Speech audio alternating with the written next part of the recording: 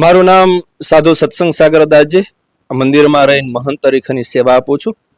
આ મંદિરની અંદર સ્વામિનારાયણ મુખ્ય મંદિરની સાથે સાથે એક મહિલા મંદિર તૈયાર થયું છે.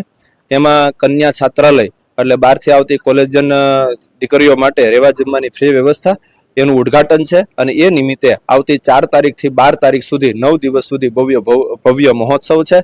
અને એ ઉદ્ઘાટનની અંદર મોટા મોટા રાજકીય મહાનુભાવો પણ પધારવાના છે. અને સાથે સાથે અમારા સંપ્રદાયના આચાર્ય અને અમારા ગુરુશ્રી સદગુરુ સ્વામી નિત્ય સ્વરૂપદાસજી સ્વામી એ પધારી 9 દિવસ સુધી કથા વાર્તાનો પણ લાભ આપવાના છે. કથાનો સમય બપોર પછી 3:30 થી 6:30 વાગ્યા સુધી છે અને રાત્રે 9 થી 11 વાગ્યા સુધી છે. સાંજના પ્રસાદની વ્યવસ્થા બધા આવનારા ભક્તો માટે અહીંયા જ કરવામાં આવી છે.